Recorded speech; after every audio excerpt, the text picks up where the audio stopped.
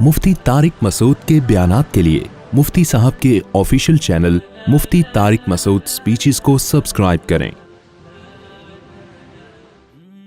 कुरान मजीद ने बहुत सारी बुराइयों की जड़ जिस बात को करार दिया वो आखिरत पर ईमान ना रखना। जब इंसान को ये खौफ नहीं होता कि वो हिसाब व किताब देगा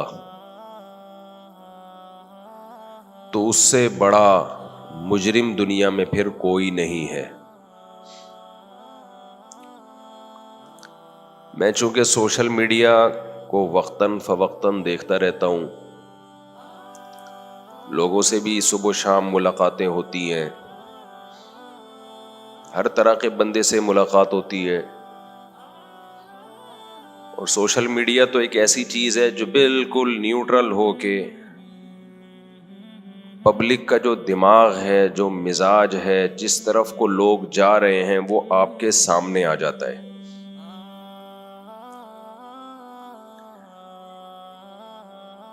और चूंकि इस वक्त जितना असर सोशल मीडिया का है, जितना बड़ा टीचर सोशल मीडिया है, इतना बड़ा टीचर कोई भी नहीं है।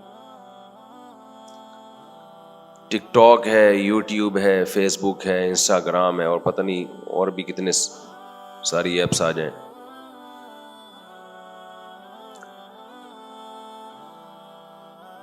हर आदमी का अपना तज्जिया होता है।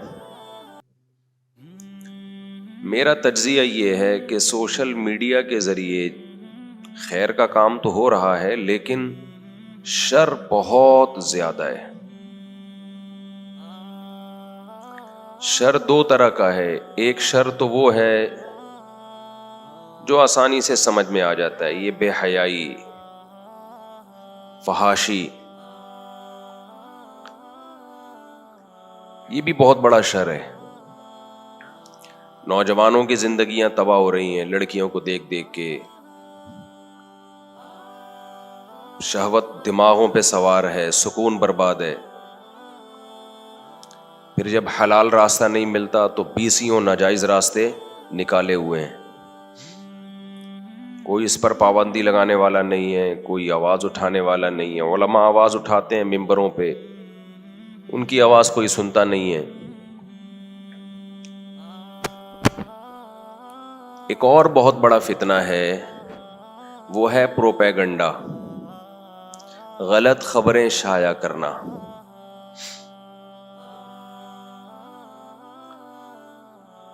गलत खबरें शाया करना भी इतना बड़ा प्रोपेगेंडा शायद ना होता। जब भी कोई न्यूज़ चलती है तो हम 100% यकीन नहीं कर लेते कि ये सच है या झूठ है, हमें क्या पता। प्रोपेगेंडे में जो बड़ा प्रोपेगेंडा है, गलत खबर इस स्टाइल से चलाना कि वो न्यूज़ नहीं है बल्कि वो आपकी एक बाकायदा तहकीक है। एक तो है ना, आप किसी के हवाले से कोई न्यूज़ चलाते, जी हमें ये बताया गया है, हम इसके जिम्मेदार नहीं है कि ये सही है या गलत है। एक है इस तरह से गलत खबरें चलाना, इस तरह उसको प्रोमोट करना कि सामने वाले को शक भी ना हो कि ये झूठ बोल रहा है। बात आ रही है समझ में कि नहीं आ रही? सामने वाले को जर्रा बराबर भी शक ना हो। इसको आवाज को सेट करें ना, गूंज रही आवाज भाई। ये बहुत बड़ा प्रोपेगेंडा हो रहा है। सोशल मीडिया पे इल्जाम लगते हैं, फलां की बीवी ने बताया कि वो ऐसा है। लोग कहते हैं तौबा तौबा, अस्तगफिरुल्लाह अस्तगफिरुल्लाह। ऐसा है, हमें क्या पता था ऐसा निकलेगा। ये तुमने खुद सुना है कि फलां की बीवी ने बताया है। बीवी ने बताया है तो सच बोला है, झूठ बोला है, जो मर्जी उठा के फेंकते रहो। अच्छा, इस पे तबसरा नहीं होगा कि सच बोला है कि झूठ बोला है, आगे उस पे एक इमारत खड़ी होगी, फला ने अपनी बीवी के बारे में ये बताया है कि ये ऐसी थी। तबसरे शुरू हो जाएंगे।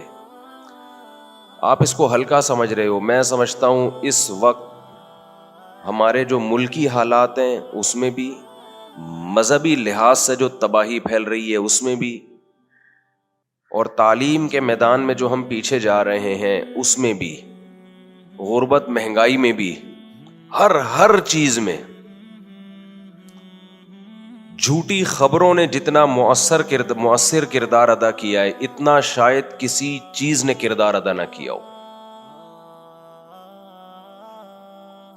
یہ دور ہے پروپیگنڈے کا، یہ وار ہے پروپیگنڈے کی۔ جو جھوٹ بولنے میں کامیاب ہو گیا اور اس کا جھوٹ پروموٹ ہو گیا وہ جیت جائے گا یہ جنگ۔ ہمیں یہ چیز سمجھنے کی ضرورت ہے۔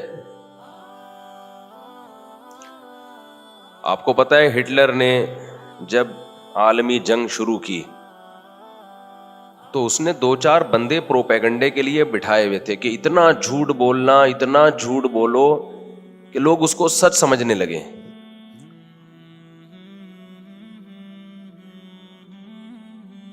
تو آج بھی یہی ہو رہا ہے سوشل میڈیا پہ، جھوٹ جھوٹ جھوٹ جھوٹ جھوٹ جھوٹ، کوئی تحقیق نہیں ہوتی کسی کی، شخصیتوں پہ الزام لگائے جاتے، جو ملک کے خیر خواہ ہوتے ہیں وہ برے بن جاتے ہیں، جو برے ہوتے ہیں وہ خیر خواہ بن جاتے ہیں۔ مخلص آدمی کے لیے ملک میں کام کرنا ہی مشکل بن چکا ہے، وہ پروپیگنڈے کا شکار ہو جاتا ہے۔ 2 چیزیں ہمارے ہاں سوسائٹی میں، گھر میں، ملک میں اصلاح کے لیے بہت ضروری ہیں۔ یہ 2 چیزیں میری بتائی ہوئی نہیں ہیں، یہ اللہ اور اس کے رسول صلی اللہ علیہ وسلم کی بتائی ہوئی چیزیں ہیں۔ ان 2 چیزوں کو پلے باندھ لیں، زندگی سکون سے گزرے گی آپ کی۔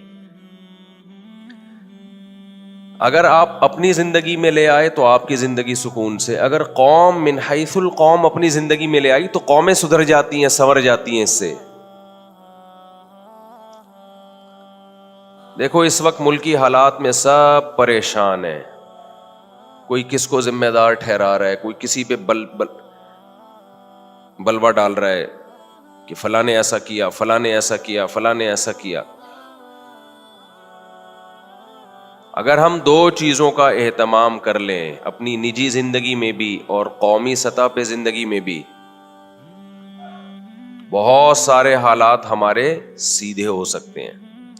ایک، جب تک کسی خبر کی پوری تحقیق نہ ہو جائے، اور تحقیق ریسرچ پیپروں سے نہیں ہوتی، یہ خوب سمجھ لو۔ جو جھوٹ بولتے ہیں وہ ریسرچ پیپر بھی غلط لکھ سکتے ہیں۔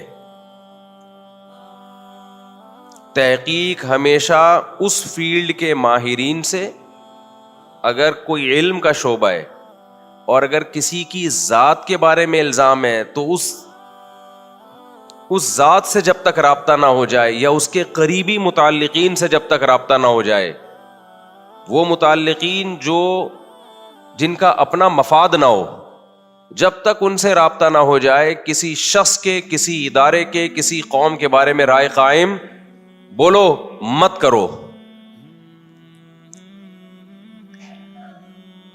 ایک طوفان بدتمیزی سوشل میڈیا پہ، ہر شخص ملک کے خلاف بکواس کر رہا ہے، ہر شخص ملک کے خلاف بول رہا ہے۔ مجھے ان بولنے والوں پر اشکال نہیں ہوتا، وہ تو ایجنٹ ہیں، بیٹھے ہوئے ہیں اس کام کے لیے۔ اشکال ہوتا ہے نیچے کمنٹس دیکھ کے، لوگ اس کو سچ سمجھ رہے ہیں، بولے جا رہے ہیں، بولے جا رہے ہیں، بولے جا رہے ہیں۔ ہر دوسرا کلپ آپ دیکھ لو، شارٹ کلپس آ رہے ہیں نا آج کل، اتنے ان کے ویوز ہیں، اتنے ملینز اور اتنے کمنٹس۔ تو اندازہ ہوتا ہے کہ سوشل میڈیا کو یہ پاور حاصل ہو گئی ہے، وہ ایک باقاعدہ فوج ہے، کسی بھی ملک کی ایک آرمی بن چکی ہے، جو حکومتوں کو گرا بھی سکتی ہے اور حکومتوں کو بنا بھی سکتی ہے۔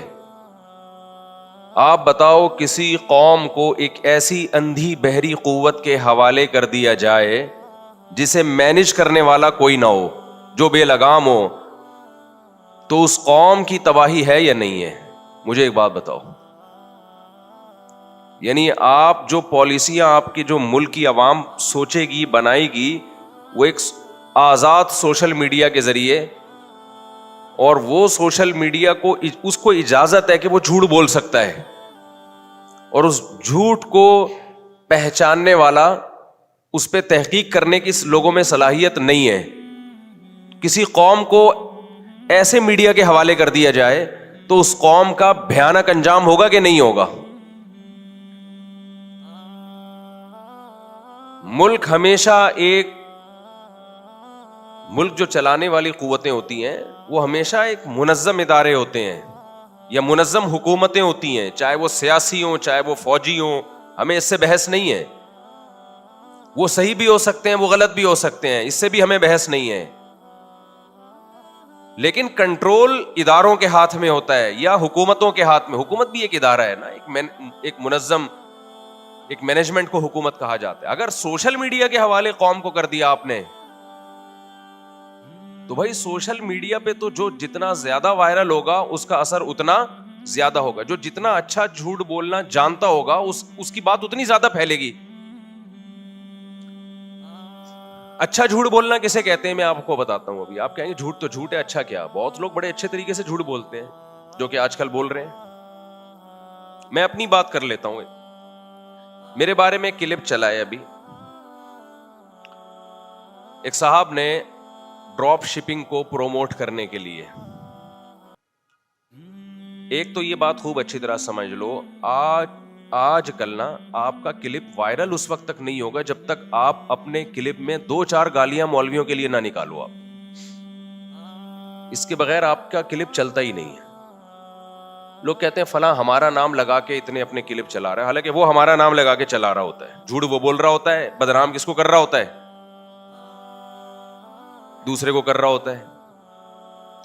مثال کے طور پر میں یہ سوشل میڈیا پہ بڑے مشہور ہیں، فرض کریں میں نے کہا یہ دیکھو میرا نام لگا کے اپنے کلپ کو وائرل کر رہے ہیں. حالانکہ میرا مقصد یہ ہوگا کہ میں اس کا نام استعمال کروں تاکہ اس بہانے میرا یہ والا کلپ کیا ہو جائے، وائرل ہو جائے. اب لوگوں میں اتنی سینس نہیں ہوتی کہ ابے بھائی جو کام یہ کر رہا ہے الزام تم کس پہ لگا رہے ہو؟ تم اس پہ لگا رہے ہو، حالانکہ اصل میں یہ چالاکی کر رہا ہے. لیکن یہ اتنا مکار اور اتنا چالاک ہے کہ اس کا مقصد تھا کہ میں مارکیٹ سے، میڈیا کی دنیا سے چونکہ شارٹ ہو گیا ہوں تو اب میں نے اپنے آپ کو وائرل کیسے کرنا ہے. تو بھائی کسی مشہور پہ کوئی الزام لگاؤ. اب الزام مل نہیں رہا تو یہ الزام لگا دو کہ یہ مشہور میرا نام استعمال کر کے مشہور ہو رہا ہے. ٹھیک ہے نا؟ چالاکی سمجھ رہے ہیں؟ ہوشیاری سمجھ میں آ رہی ہے؟ نہیں آ رہی میرا خیال ہے. تو ایک صاحب ہیں وہ ڈراپ شپنگ کے حوالے سے انہوں نے کلپ بنایا میرے خلاف. سبھی علماء کے خلاف بنایا، میرے کیا. اس میں کہا ان علماء کو ڈراپ شپنگ کا کچھ پتا نہیں ہے، یہ گھروں میں بیٹھے ہیں، مسجدوں میں بیٹھے ہیں، مدرسوں میں بیٹھے ہیں اور ڈراپ شپنگ کو انہوں نے حرام کہہ دیا. اور پھر میرا نام لیا کہ 2014 میں مفتی طارق مسعود صاحب نے یوٹیوب کو حرام کہا، جس کی وجہ سے میرا اپنا چینل میں نے بند کر دیا. 2015 میں ان کا اپنا چینل بنا تو انہوں نے جائز کر دیا. تو یہ مولوی لوگ جب اپنے چکر میں ہوتے ہیں تو یوں کرتے ہیں اور فلانا، اور نیچے لوگوں نے اس کو نا لو یو اور پھول اور وغیرہ وغیرہ. کسی کو یہ میں دیکھ رہا تھا درجنوں کمنٹس میں کوئی ایک کمنٹس ہو جو اس سے مطالبہ کر لے کہ یہ جو تم نے مفتی طارق مسعود پہ الزام لگایا ہے اس کی کوئی ثبوت، کوئی دلیل کہ 2014 میں حرام کیا، 2015 میں حلال کر دیا. اور ڈراپ شپنگ کو ناجائز کہتے ہیں یہ لوگ، ان کو ڈراپ شپنگ کا کوئی پتہ ہے ہی نہیں. اس میں بہت سارے الزامات ہیں. اور پھر آگے دیکھو یہ مولوی ایسا ہی ہے. یہ بالکل وہ اسٹائل ہے جو زلیخا کا اسٹائل تھا جب یوسف علیہ السلام پہ اس نے تہمت لگائی. زلیخا بند کمرے میں یوسف علیہ السلام کو زنا کی دعوت دیتی ہے. ایسا ہی ہے نا، ہمارے پاس جو اللہ کا کلام پہنچا وہ جھوٹا نہیں ہو سکتا. اس میں جو اللہ نے ہمیں خبر دی، جو نیوز تھی ہمارے پاس، وہ کیا تھی کہ کوشش کس نے کی ہے بدکاری کی؟ بول لو نا بھائی. زلیخا نے. یوسف علیہ السلام کا جگر تھا، ینگ، جوان اور انتہائی خوبصورت عورت. عزیز مصر کی بیوی کوئی بدصورت نہیں ہوگی، اور مصر کا حسن تو ویسے ہی مشہور ہے. کنوارے بھی ہیں، بہت طاقتور بھی ہیں. وَلَقَدْ هَمَّتْ بِهِ وَهَمَّ بِهَا. قرآن کہتا ہے وسوسوں کی حد تک یا جذبات جو یوسف علیہ السلام کے دل میں بھی پیدا ہوئے، جوان تھے. رغبت پیدا ہوئی. لیکن کیا فرمایا؟ معاذ اللہ انہ ربی احسن مثوایا. میں کیسے گناہ کروں، اس کے احسانات کا کیسے انکار کروں میں؟ اور دروازے کی طرف دوڑے بچنے کے لیے. دروازہ جیسے ہی کھلتا ہے القیا سیدہا لدى الباب، قرآن کہتا ہے کہ عورت نے اپنے شوہر کو دروازے کے سامنے پایا. بات سمجھ میں آ رہی ہے کہ نہیں آ رہی ہے؟ یہ میں پروپیگنڈے کو ایکسپلین کر رہا ہوں کہ کس طرح سے جھوٹے الزامات لگتے ہیں.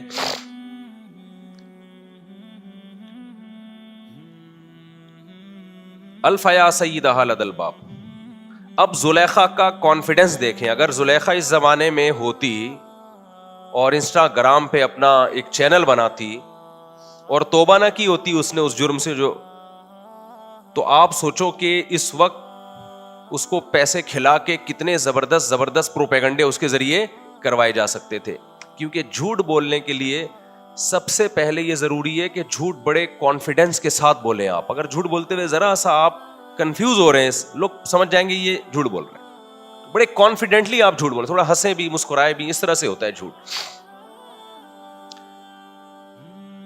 میں آج ہی لوگوں کو تھوڑا ایکسپوز کروں گا نا جو کیا کیا جھوٹ مارکیٹ میں سوشل میڈیا کے ذریعے چل رہا ہے. اور ہر دوسرا تیسرا کلپ یا تو ملک کے خلاف آئے گا، کنٹری کے خلاف، یا مولویوں کے خلاف. اس کا مطلب مولوی اور ملک میں کوئی مناسبت ہے، کچھ مناسبت ہے پاکستان میں اور مولویوں میں. لہذا دونوں کی پوری دنیا واٹ لگانا چاہتی ہے کہ نہ یہ ملک رہے نہ مولوی رہے. ان کو پتا ہے کہ اس ملک کو بچانے والا طبقہ صرف مذہبی ہے، باقیوں کی توندیں بھری ہوئی ہیں، ان کو کوئی شوق نہیں ہے. صرف مذہبی طبقہ ہے جو جانے دے گا اس کے لیے. مذہب کو ہٹا دے تو کیا بچے گا ہمارے پاس؟ موٹیویشن کہاں سے ملے گی ملک کے لیے جان دینے کی؟ سمجھ میں آ رہی ہے بات کہ نہیں آ رہی ہے؟ اور پھر الزام دیکھو، چاند پہ چلے گئے، وہ مولوی یہ کر رہا ہے، وہ چاند پہ چلے گئے. مولوی نے تمہیں چاند پہ جانے سے روکا ہے یار؟ تم اپنی یونیورسٹیوں کا حال تو دیکھو جا کے. میں واحد بچہ تھا اسکول میں جو مولوی کا بچہ تھا. میرے والد صاحب حافظ قرآن تھے، ویسے تو پاکستان نیوی میں، لیکن نماز بھی پڑھایا کرتے تھے، مسجد کے امام بھی تھے. میں واحد تھا جو نقل نہیں کرتا تھا. میرے ابا نے بتایا ہوتا ہے حرام ہے اسلام میں، اور سارے پھرے موٹے موٹے لے کے حل کر رہے ہوتے تھے. کراچی کے اسکولوں کی بات کر رہا ہوں. ایک خیر تھی مولوی جو تمہیں کرپشن سے روک رہا تھا، اس کے بھی تم خلاف ہو گئے. تو وہ جو ڈراپ شپنگ کے حوالے سے محترم نے کلپ میں کہا، اور یہ میں ایک شخص پہ رد کرنا مقصد نہیں ہے، یوٹیوب اور فیس بک کی دنیا میں ایسے بیسیوں لوگ بھرے ہوئے ہیں، بیسیوں لوگوں سے یہ ایپس بھری ہوئی ہیں. تو انہوں نے کہا ڈراپ شپنگ کو ان مفتیوں نے حرام قرار دیا. پہلا جھوٹ یہ کہ ڈراپ شپنگ مفتیوں نے حرام قرار نہیں دیا ہے. ڈراپ شپنگ حلال ہے. کچھ پابندیاں لگائی ہیں کہ شرعن ان پابندیوں کے بغیر آپ کوئی بزنس بھی نہیں کر سکتے، ڈراپ شپنگ ہو یا کوئی بھی ہو. ایک قبضے سے پہلے آگے مال بیچنا اسلام میں جائز بولو نہیں ہے. یہ صحیح حدیث ہے اس بارے میں. لا تبع ما لیس عندک، رسول اللہ صلی اللہ علیہ وسلم نے فرمایا جو چیز ابھی تمہارے پاس ہے ہی نہیں، جس کے تم مالک ہی نہیں ہو، اس کو آگے نہیں بیچ سکتے. آپ لوگ چاہتے ہو جوئے سٹے لوگوں میں پروموٹ کر کے نوٹ چھاپو، جب مولوی اس میں رکاوٹ بنتا ہے، حالانکہ مولوی کو اس میں کوئی فائدہ نہیں ہے رکاوٹ بننے کا، وہ حق بیان کرتا ہے. تو بجائے اس کے کہ آپ جوئے اور سٹے کے بازار کو ختم کرو، آپ بتاؤ اس سے پیسے کی جو رولنگ ہوگی، جو پیسہ سوسائٹی میں گھومے گا، یہ نیچرل ہوگا کیا؟ ایک چیز آپ نے لی نہیں ہے، آپ کے قبضے میں نہیں ہے، ادھر سے خریدی، آگے ادھر کسی کو پہنا دی، اس سے خرید و فروخت کا عمل بڑھ جائے گا، اور یہ نیچرل نہیں ہوگا. چیزوں کی ویلیو بڑھتی ہے ان چیزوں سے. ہمارے پیغمبر نے پابندی لگا دی ہمارے اوپر کہ جب تک قبضہ نہیں ہے، صرف ملکیت میں داخل ہونا بھی کافی نہیں ہے، جب تک کوئی چیز آپ کے زمان اور رزق میں نہیں آ جاتی، آپ اس کو آگے نہیں بیچ سکتے. دلیل دی حضرت عثمان جاتے تھے اور کمیشن پتہ نہیں کیا کیا فضول نہ ایسے، نہ کوئی سر نہ پیر. کمیشن ایجنٹ بننا ایک الگ چیز ہے. کمیشن ایجنٹ ضامن نہیں ہوتا، لیکن وہ ایک کی چیز دوسرے کو بکوا رہا ہوتا ہے, اس میں ضامن پھر وہ ہوتا ہے جو مالک ہو. میں ابھی مثال سے سمجھاتا ہوں اس کو, یہ تو میرا ٹاپک نہیں ہے ڈراپ شپنگ, لیکن میں ابھی بتاتا ہوں کہ مولویوں کو بہت کچھ پتا ہے الحمدللہ, آپ سے زیادہ پتا ہے ڈراپ شپنگ کا. یہ کہتے ہیں مدرسے میں رہتے ہیں اور مسجد میں رہتے ہیں اور ان کو کیا پتا. یہ بالکل ایسے ہی ہے جیسے ایک ڈاکٹر میڈیکل کالج میں رہتا ہے, اپنی کلینک میں رہتا ہے, اس کو لوگوں کے علاج کا کیا پتا. تو علاج کا تو پتہ ہی اس کو ہوگا جب میڈیکل کالج میں رہے گا اور کلینک میں رہے گا. تو مدرسے میں جو رہے گا تو مسائل وہیں آتے ہیں, وہی تحقیق کرے گا. انشورنس کیا ہے, سود کیا ہے, حلال کیا ہے, حرام کیا ہے, اس کو تو تحقیق کا موقع ملے گا. وہاں تاجر آتے ہیں مسائل پوچھنے کے لیے, ڈاکٹرز آتے ہیں مسائل پوچھنے کے لیے. ہر مدرسے کی بات نہیں کر رہا, وہ مدارس جہاں دارالفتہ ہے, جہاں فتویٰ صادر کیا جاتا ہے, ان کو تو تحقیق کا آپ سے کروڑا گنا زیادہ موقع ملتا ہے. ہم مدرسے میں یقیناً بند رہتے ہیں, لیکن بند رہ کے کیا پڑے رہتے ہیں وہاں پہ. آپ دیکھو جتنے مفتیان کرام ہیں, کوئی 20 سال سے فتوے کا کام کر رہا ہے, کوئی 15 سال سے. تو فتوے کے کام میں ریسرچ ہی تو ہے, تو ریسرچ تو متعلقہ لوگوں سے ہوتی ہے. مجھ سے کسی نے بلاک چین کے بارے میں ایک سوال کیا اور مجھے بولا ان کو مولویوں کو کیا پتا بلاک چین کا. تو اور یہ تو مدرسے کے اندر بند رہتے ہیں, یہ مدرسے کے اندر بند رہتے ہیں. میں نے کہا میرے بھائی, میں نے 1999 یا 2000 میں بلاک چین پہ تحقیق کی تھی, اور مدرسے کے اندر رہ کے نہیں کی تھی. ان کا مرکز تھا حسن اسکوائر میں, حسن اسکوائر میں ان کا آفس تھا. وہاں گولڈن کی کے نام سے انہوں نے اس بزنس کو پروموٹ کرنا شروع کیا تھا. تو ہمارے ٹیچرز کی طرف سے ہماری تشکیل تھی کہ ان کے لیکچر اٹینڈ کرو اور سمجھو کہ یہ سسٹم ہے کیا. ان کے لیکچرز اٹینڈ کرنے کے بعد ہم نے فتویٰ دیا تھا کہ یہ ناجائز ہے. سمجھ میں نہیں آ رہی میرا خیال ہے بات. آج کل کے جو اسکالرز آ رہے ہیں نا, جو کہہ رہے ہیں مولویوں کو کیا پتا تجارتوں کا, ان کو واقعی کچھ نہیں پتا ہے, کیونکہ وہ کل آئے ہیں اور آج فتویٰ دینا انہوں نے شروع کر دیا. نہیں آ رہی میرا خیال ہے بات سمجھ میں. میں کوشش کرتا ہوں اپنی آواز سلو رکھوں, جیسے تمیز سے بیان چل رہا تھا نا, غصہ نہ آنے دو, غصہ نہ آنے دو. تمیز سے جو بات ہوتی ہے وہ کیا ہوتی ہے, اچھی ہوتی ہے. تو پہلا الزام یہ لگا دیا ان مولویوں کو ڈراپ شپنگ کا, یہ ایسے ہی ہے جیسے بلاک چین کا نہیں پتا. ہمیں پتا ہے بھائی, آپ کو آج پتا چلا ہے. ہم جب مدرسے سے فارغ ہوئے تھے تو انہی مسائل کی تحقیق میں لگ گئے تھے ہمیں اس وقت سے پتا ہے. نام چینج ہوتے رہتے ہیں, اس لیے بعض دفعہ کنفیوژن ہوتی ہے. بعض دفعہ مسائل لوگ پوچھتے ہیں کہ جی یہ بزنس کیسا ہے, ان کو ہم کہتے ہیں بھائی ہم سرچ کریں گے یہ ہے کیا, تو پتا چلتا ہے کہ وہی پرانا ہے, نام کیا ہو گیا اس کا, چینج ہو گیا. سمجھتے ہو گیا نہیں سمجھتے. اب یہ بلاک چین والے بھی بہت مولویوں کے خلاف ہو گئے ہیں. اصل میں یہ لوگ چاہتے ہیں مولوی ختنے کرائے لوگوں کی نا, اور کان میں اذان دیا کرے اور صرف نماز اور حج تک رہے. یہ ہمارے خرید و فروخت کے معاملات میں ٹانگ نہ اڑائے. تو مولوی ٹانگ نہیں اڑا رہا, خوب سمجھ لو. مولوی سے جب پوچھا جاتا ہے بتا دیتا ہے کہ یہ حلال ہے حرام ہے. ٹانگ اڑانا تو جب ہوتا ہے جب جا کے ہم آپ کو روک رہے ہوتے. تو یہ کام تو پولیس کا ہے, ہمارا تھوڑی ہے. پولیس نہیں کر رہی تو ہم کیوں کریں بھائی. ابھی تو ٹانگ اڑا نہیں رہے ہیں تو یہ حال ہے, اڑانا شروع کر دی تو کیا حال ہوگا. اور یہ الزام مولویوں پہ نیا نہیں ہے, بڑا پرانا الزام ہے. شعیب علیہ الصلوۃ والسلام نے جب قوم سے کہا نا کہ ناپ تول میں کمی نہ کرو, دیکھو اسلام تمام غیر اخلاقی کمانے کے طریقوں کو روک دیتا ہے, پابندی لگا دیتا ہے. جتنے بھی اسلام میں خرید و فروخت کے حکام ہیں نا, یہ حلال یہ حرام, وہ تمام احکام وہ ہیں جس سے ایک شخص کو تو بڑا فائدہ ہو رہا ہوتا ہے لیکن قوم کو نقصان ہو رہا ہوتا ہے. ان طریقوں پر اسلام نے پابندی لگائی ہے.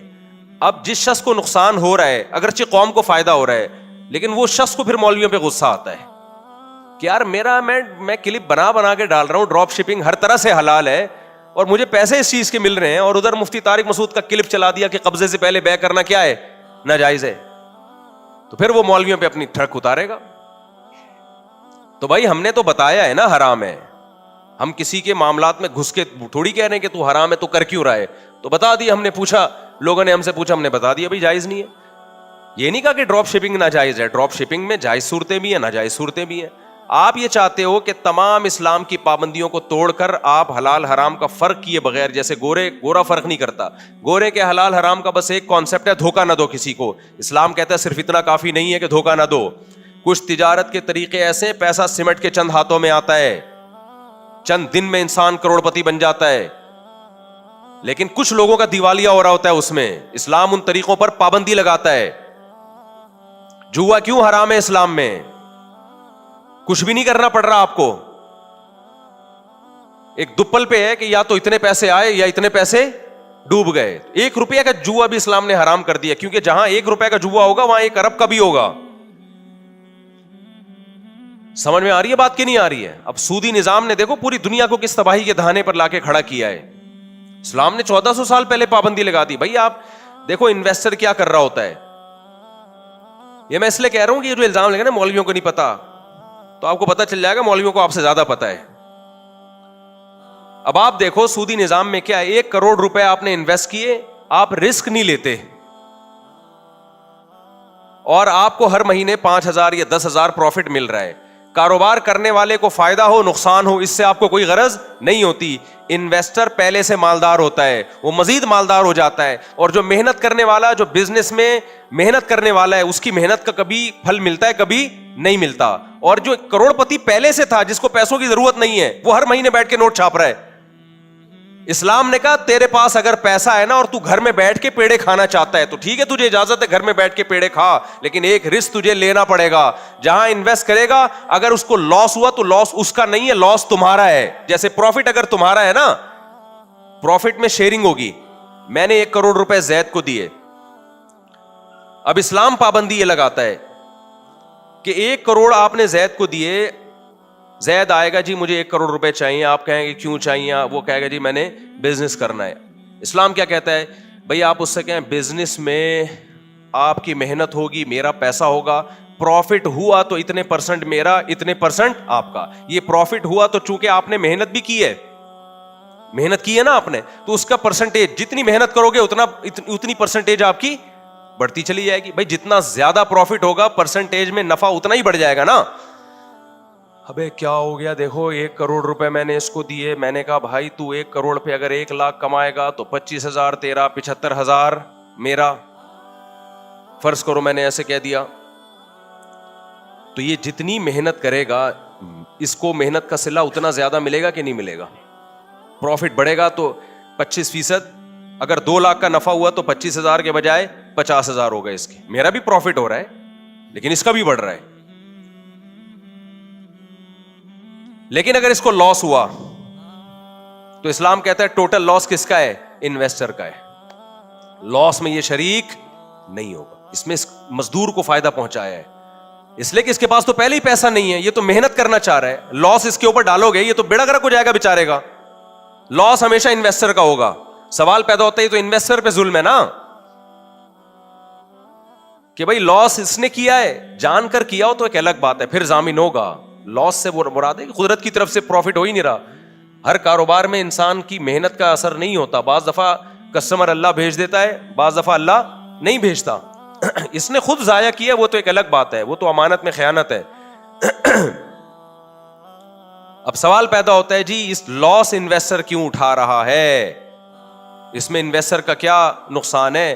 ہم یہ کہتے ہیں جب تو گھر بیٹھے پیڑے کھا رہا ہے نا, تو گھر بیٹھے پیڑے کھانا اسلام میں آسان نہیں ہے. رسک لینا پڑے گا تو پیڑے کھانے کی اجازت ہے, تاکہ لوگ کم سے کم انویسٹ کریں پیسہ. ان کو پتا ہو کہ آج لوگ میرے پاس آتے ہیں کہ مفتی صاحب ہم تو کسی کو پیسہ انویسٹ کرنا چاہتے ہیں نا, ہمیں تو ہر مہینے 20,000 روپے چاہیے. میں کہتا ہوں لاس میں شریک ہو اس کے ساتھ, تو وہ کہتے ہیں اگر بھائی وہ تو پیسے لے کے بھاگ جائے گا. لوگ ہمیں کہہ رہے ہوتے ہیں وہ تو لاس ہی دکھاتا رہے گا. اس کا جواب کیا ہے, پھر انویسٹ نہیں کرو. پھر کیسے کمائے, خود محنت کرو جا کے. تو پیسوں کی رولنگ کو روکا ہے اسلام نے, جو غیر فطری رولنگ ہے. سمجھتا نہیں ہے نا بات کو. اب جب ظاہر ہے جس کے مفاد پہ زد پڑ رہی ہے نا, جو حرام کا جن کو منہ میں نوالا چلا گیا ہے, سود خوروں کو, ان کو تو مولویوں سے تکلیف بولو ہوگی کہ یار ہم آرام سے گھر بیٹھے کما رہے ہیں, 1 کروڑ اس کو دیا اور منتھلی اتنا پیسہ آ رہا ہے, اور یہ کہہ رہے ہیں کہ نہیں بزنس میں شرکت ہوگی, پھر وہ بزنس کا پورا پروفٹ شو کرے گا, جتنا شو کرے گا اس کے حساب سے پرسنٹیج آپ کے پاس. اب ہے اتنی ٹینشنیں کون لے. تو ان ٹینشنوں کا فائدہ یہ ہے کہ پھر آپ انویسٹ کرو گے نہیں. آپ بولو گے میں اپنی دکان خود چلاؤں گا, میں ٹھیلا خود لگاؤں. گھر بیٹھ کے پیڑے کھانے کا سسٹم آہستہ آہستہ کیا ہوگا, وہ کم ہوگا. ہر آدمی محنت کرے گا. بینک کیسے نوٹ چھاپ رہے ہیں پتا ہے نا آپ کو, وسیم سے 1 کروڑ روپے لیے اور 2 لاکھ سود پہ کائبور, مجھے نہیں پتا بھی کیا چل رہا ہے آج کل. ادھر سے وسیم سے لیے 2 کروڑ روپے اور اٹھا کے ادھر پکڑا دیے. اس کو بولا کہ ہم تمہیں 1 کروڑ روپے لیے, بولا ہم تمہیں 2 لاکھ دیں گے. ادھر سے اٹھا کے آگے غفار کو پکڑا دیے یہ 1 کروڑ اور بولا ہم تم سے 4 لاکھ لیں گے. وہ 4 لاکھ ان کو دے رہا ہے اور یہ 2 لاکھ اٹھا کے وہاں پکڑا رہے ہیں. سمجھ میں آ رہی ہے بات؟ وہ بیٹھے بیٹھے پیڑے کھا رہے ہیں. جب مولوی کہے گا یہ سود حرام ہے, اور مولوی خود تھوڑی کہہ رہا ہے, مولوی تو قرآن کی آیتیں پیش کر رہا ہے. پیغمبر صلی اللہ علیہ وسلم جو نہ لکھنا جانتے تھے نہ پڑھنا جانتے تھے. اگر محمد صلی اللہ علیہ وسلم لکھنا پڑھنا جانتے ہوتے, بہت زیادہ آپ نے دنیاوی لحاظ سے ایجوکیشن حاصل کی ہوتی, تو آج کل کے جتنے فلاسفر ہیں وہ کہتے ہیں اصل میں ایکچولی انہوں نے ایجوکیشن حاصل کی تھی, اس ایجوکیشن کے نتیجے میں ان کی یہ رائے بنی تھی, تو ہم ان کی رائے سے متفق نہیں ہیں. اللہ نے اپنے حبیب صلی اللہ علیہ وسلم کو نہ لکھنے دیا نہ پڑھنے دیا, تاکہ آپ جو کچھ کہیں لوگوں کو یقین آ جائے کہ اس میں ان کی رائے کا کوئی دخل نہیں ہے. یہ خدا کا پیغام ہے جو محمد صلی اللہ علیہ وسلم کے ذریعے لوگوں تک پہنچایا جا رہا ہے, اور خدا کے پیغام کو چیلنج نہیں کیا جا سکتا. اس لیے میرے بھائی یہ دنیا سے محبت چھوڑ دو, مولویوں سے پوچھ لیا کرو کہ یہ بزنس حلال ہے حرام. ہاں ایکسپرٹ مولویوں سے پوچھو, ہم یہ نہیں کہہ رہے ہر ایک سے پوچھو, ہر فن کے ماہرین بھی ہوتے ہیں اور جاہل لوگ بھی ہوتے ہیں اس میں. آپ علاج کرواتے ہو تو ایکسپرٹ سے ایکسپرٹ ڈاکٹر کو تلاش کرتے ہو نا. اب کسی ڈاکٹر نے غلط انجیکشن لگا کے مار دیا, آپ کو یار یہ ڈاکٹروں کے پاس نہیں جانا چاہیے, بھائی آپ غلط ڈاکٹر کے پاس گئے ہو. تو اسی طرح اسلام نے اور بھی کچھ پابندیاں لگائی ہیں. اچھا, شرکت میں دونوں طرف سے اگر پیسہ ہے اور محنت ایک کی ہے, تو پھر جتنا پیسہ ہے اتنی پرسنٹیج کے حساب سے نقصان میں شریک ہوگا. وہ آسان مثال دے کے بات سمجھا دیتا ہوں, یہ بھی شریعت کا کتنا اچھا اصول ہے. دیکھو میرے ہیں 1 لاکھ روپے, ان کے ہیں 50,000 روپے, زید کے 50,000, 1.5 لاکھ سے دونوں نے بزنس شروع کیا اور یہ محنت کر رہے ہیں. تو اسلام یہ کہتا ہے کہ پرسنٹیج کے حساب سے پروفٹ کو ڈیوائڈ کر لو جتنا چاہو. ان کے 50,000 ہیں لیکن پروفٹ میں ان کو 75% دے سکتا ہوں. کیوں؟ محنت یہ کر رہا ہے. سمجھ میں آ رہی ہے بات؟ لیکن لاس, اسلام یہ کہتا ہے جب لاس ہوگا تو پرسنٹیج کے حساب سے نہیں ہوگا, جتنی جس کی انویسٹمنٹ ہے اسی حساب سے ہوگا. 1 لاکھ میرے, 50,000 ان کے, تو 1.5 لاکھ سے بزنس شروع ہوا. جب بھی لاس ہوگا اس لاس میں 33% یہ ذمہ دار ہوں گے, 66% میں ذمہ دار. یعنی جتنا پیسہ آ رہا ہے نا اتنا لاس کا ذمہ دار اسلام آپ کو بنا رہا ہے, تاکہ جتنا غریب ہے اتنا لاس اس پہ کم آئے. آ رہی ہے بات کھوپڑی شریف میں؟ اور بہت سارے اس کے حکام ہیں. ابھی یہ چونکہ میرا ٹاپک نہیں ہے, ابھی تو میں بتا رہا ہوں یہ پروپیگنڈے جو ہو رہے ہیں نا, مولوی یہ بھائی مولانا مولوی آپ کو تمیز سے بزنس کرنے دے رہا ہے. وہ کہہ رہے ہیں آپ ڈراپ شپنگ بھی کرو, آپ قبضے سے پہلے چیز نہیں بیچ سکتے. اچھا, یہاں لوگ کہتے ہیں جی کمیشن ایجنٹ تھے. حضرت عثمان کا کوئی واقعہ بیان کیا, وہ جو جنہوں نے پروپیگنڈا کیا نا میرے خلاف, حضرت عثمان کا واقعہ بیان کیا کہ جی وہ کمیشن لے کے کیا کرتے تھے. واللہ عالم کون سا واقعہ ہے میں نے نہیں پڑھا وہ, لیکن ہمیں اس کی صحت کی طرف جانے کی ضرورت اس لیے نہیں ہے کہ فی نفسی ہی کمیشن لینا کیا ہے اسلام میں جائز ہے. لیکن کمیشن جب آپ لیں گے نا, کیا مطلب, ڈراپ شپنگ ہی کو دیکھ لیتے ہیں ہم, انٹرنیٹ بینکنگ کو ہم دیکھ لیتے ہیں. آپ نے کسی کمپنی سے کوئی پروڈکٹ لی یا ابھی لی نہیں ہے, آپ نے کسٹمر کو کہا یہ شیمپو کی بوتل میں آپ کو 100 روپے کی میں نے بیچی. وہ کہتا ہے ٹھیک ہے جی میری ہو گئی. ہم کہتے ہیں یہ عمل کیا ہے, شرعن ناجائز, آپ نے ابھی خریدی نہیں ہے بیچ کیسے دی. اچھا پہلے میں اس کی بھی حکمت بتا دوں. وجہ اس کی ہے یہ ناجائز اس لیے ہے کہ جو چیز آپ کے زمان میں نہیں ہے نا, جس کا آپ رسک نہیں لے رہے, اس پہ آپ نفع نہیں لے سکتے. جب ایک چیز آپ کے قبضے میں آتی ہے, اس دوران اگر ہلاک ہو گئی تو نقصان کس کا ہے, آپ کا. دیکھو یہ موبائل ہے, اس بہانے میں اپنا فولڈ موبائل دکھا دیتا ہوں, لوگوں تھوڑی شو ہو جاتی ہے. یہ موبائل دکان میں رکھا ہوا ہے, ابھی میں نے خریدا نہیں. سرینا مارکیٹ میں گیا, موبائل ان کے پاس رکھا ہوا. میں نے کہا بھائی یہ موبائل آج سے میرا ہوا.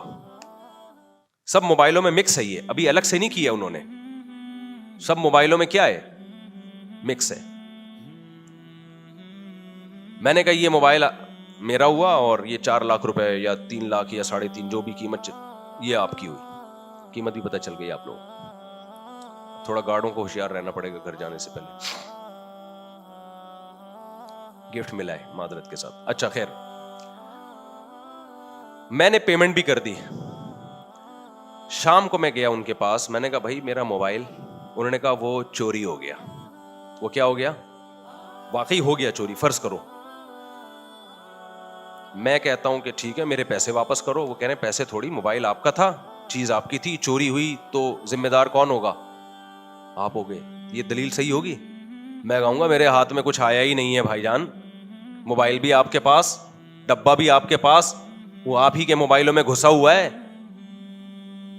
تو اس کا مطلب یہ ہوا کہ موبائل میں نے خرید تو لیا ہے لیکن ابھی اس کا رسک میری طرف ٹرانسفر نہیں ہوا.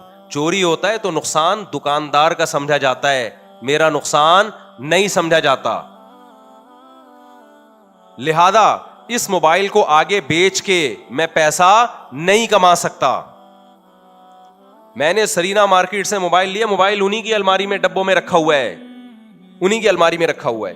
اور میں نے ابھی خریدا 4 لاکھ کا, فرض کریں, آگے میں نے 4.5 کا کسی کو پہنا دیا. اسلام کہتا ہے 50,000 آپ کے لیے حلال نہیں ہے, کیونکہ یہ موبائل آپ کے رسک میں ٹرانسفر نہیں ہوا تھا. لاس ہوتا تو آپ نہیں اٹھاتے یہ لاس, تو آپ پیسہ کیسے کما رہے ہو بیٹھے بیٹھے؟ 1 سیکنڈ کے لیے یہ رسک ٹرانسفر ہونا چاہیے, بے شک 1 سیکنڈ کے لیے ہو, بے شک 1 سیکنڈ کے لیے. ایک دفعہ یہ رسک کہاں ٹرانسفر ہونا چاہیے؟ 1 سیکنڈ کا مطلب کیا ہے؟ میں سرینا مارکیٹ گیا کسٹمر کو لے کے کہ میں اسے موبائل بیچ رہا ہوں. میں نے کہا کہ بھائی یہ موبائل میرا ہے, مجھے دو. اس نے ہاتھ میں پکڑایا, 1 سیکنڈ میں میں نے ادھر ٹرانسفر کر دیا کہ لو بھائی میں نے بیچا. اب جائز ہے, کیونکہ 1 سیکنڈ جو میرے ہاتھ میں رہا ہے, اس دوران اگر وہ موبائل چھن جاتا تو کس کا نقصان ہوتا؟ بولتے کیوں نہیں بھائی, میرا ہوتا. اب اس پہ نفع کمانا کیا ہو گیا؟ جائز ہو گیا. یہ حرام ان کے منہ کو لگ گیا ہے, آن لائن جو ٹریڈنگ کر رہے ہیں نا, حرام لگ گیا ان کے منہ کو. یہ چاہ رہے ہیں بیٹھے بیٹھے ہم پیڑے کھاتے رہیں. یہاں سے سودا پکڑا, ادھر رسک لیے, ادھر پہنا دیا کسی اور کو, اور بیٹھے بیٹھے کروڑ پتی بن کے پھر غریبوں کو گالیاں دینا شروع کر دیتے ہیں بیٹھ کے. سمجھتے ہو کہ نہیں سمجھتے ہو؟ اسلام کہتا ہے رسک تو لو اس کا. ہاں, رسک میں یہ ضروری نہیں ہے, یا قبضے میں یہ ضروری نہیں ہے کہ آپ وہاں جائیں اور باقاعدہ اپنے شاپر میں ڈال کے گھر لے کر آئے. یہ بھی صورت جائز ہے کہ میں نے فرض کرو سرینا سے موبائل خریدا, سرینا مارکیٹ, سرینا لوگ جن کو کراچی کا نہیں پتا, اس میں کوئی سرینا باجی ہے, کوئی سرینا مارکیٹ ہے بھائی موبائل کی کراچی میں. کراچی والوں کو چاہیے مجھے فری میں چیزیں دیا کریں. اتنی مارکیٹیں میں نے دنیا میں متعارف کروا دی ہیں اپنے. اس کے لوگ پیسے لیتے ہیں, اس کے لوگ. اب مجھے پتا چلا کچھ یوٹیوبرز ہیں جن کے ولاگس ہیں, انہوں نے بتایا کہ ہم 1 منٹ کا کسی کا ایڈورٹائز چلاتے ہیں نا, یہ پروموٹ کرتے ہیں, 20-20, 30-30 لاکھ روپے لے رہے ہوتے ہیں. سمجھتا ہے بات کو؟ اور ہم فری پھوکٹ میں. تو سرینا مارکیٹ ہے یہاں پہ کراچی میں. اب آپ وہاں گئے, اچھا ہے کراچی کی مارکیٹیں پروموٹ ہو, شاید کراچی کے کچھ حالات اچھے ہو جائیں اسی بہانے. ہم تو چاہتے ہیں کراچی ترقی کرے یار. آپ گئے مارکیٹ, کراچی جو ہے نا پورے ملک کو 70% جو آپ کا خرچے پورے ہو رہے ہیں نا پورے ملک کے ایکسپینسز, وہ کراچی سے ہو رہے ہیں 70%. 30% باقی کما کے دے رہا ہے آپ کو. یہ بھی ہلکی رپورٹ نہیں ہے, یہ ماہرین کی رپورٹ ہے. ایک اور طریقہ یہ ہے کہ میں گیا سرینا مارکیٹ, میں نے کہا بھائی یہ موبائل اتنے کا میرا ہوا, یہ لو, یا پیسے دیے یا نہیں دیے اس سے کوئی فرق نہیں پڑتا, پیسے تو بعض دفعہ ادھار بھی ہوتے ہیں. میں نے کہا یار یہ جو ڈبہ ہے نا اب یہ میرا ہے, اس کو تھوڑا سا نکال کے کیا کر دو, الگ کر دو. ڈبوں میں مکس تھا, اس نے میرا والا موبائل نکال کے, بھائی مفتی صاحب یہ آپ کی امانت ہے. میرے ہاتھ میں نہیں پکڑایا, لیکن وہاں کیا کر دیا اس نے, الگ کر دیا, بھائی یہ آپ کی امانت ہے. اب جب الگ کر دیا نا تو اس کا مطلب کیا ہے, تو یہ رسک میں منتقل ہو چکا ہے. اب اگر چھینے کا بولے گا, بھائی چھیننے کا مطلب یہ دکان میں کوئی حادثہ ہو گیا, آگ لگ گئی, ڈکیتی ہو گئی, بولے گا بھائی مفتی صاحب ہم نے تو آپ کا موبائل نکال کے آپ کے سامنے کر دیا تھا, آپ کا ہے, آپ نے خود ہی نہیں اٹھانے آئے تو ہماری ٹینشن نہیں ہے, آپ لے جاتے, ہم نے تھوڑی منع کیا تھا.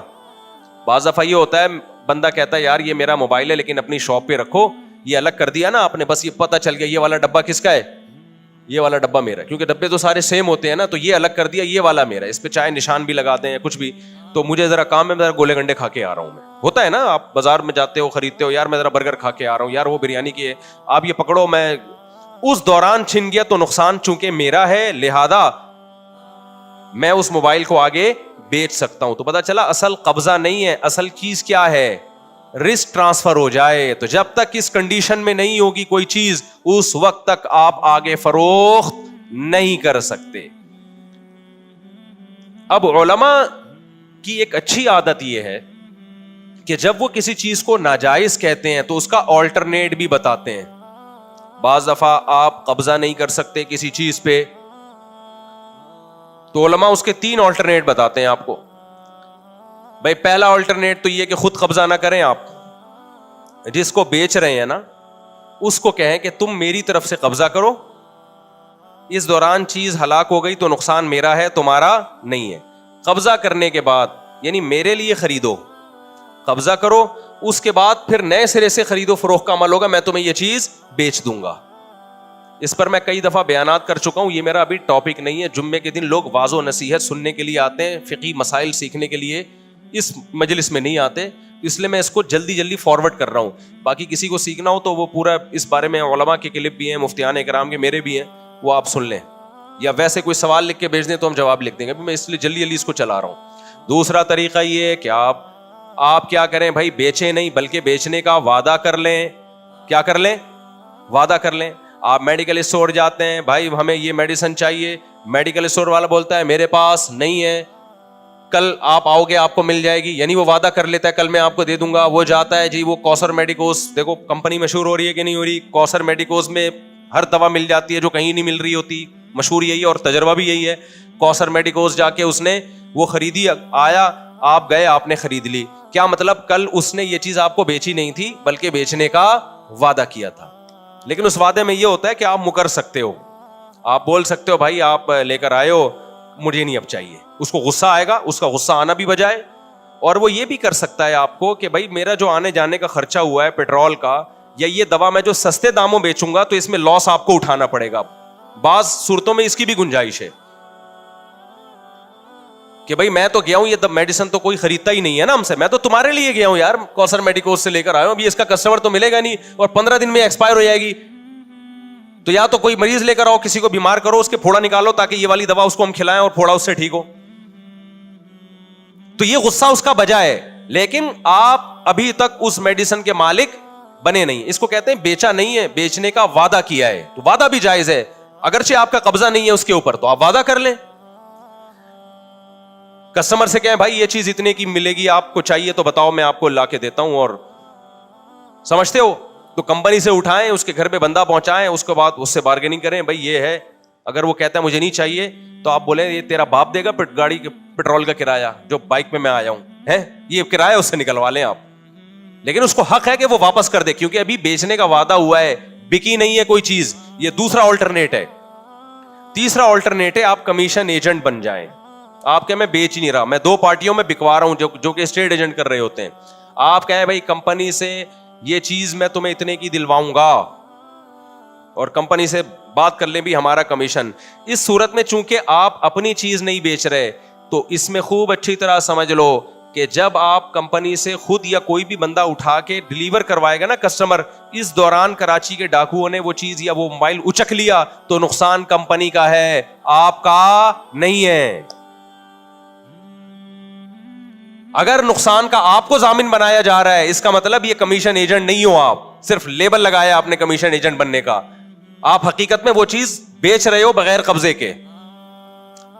سمجھتا ہے یا نہیں سمجھتا؟ تو یہ 3 چیزوں کو لوگ مکس کر دیتے ہیں. خیر ابھی میرا یہ ٹاپک نہیں ہے تو میں نے تھوڑی سی بات چلا دی. کسی کو یہ ڈراپ شپنگ کے حکام تو علماء نے بہت ڈیٹیل سے بیان کیے.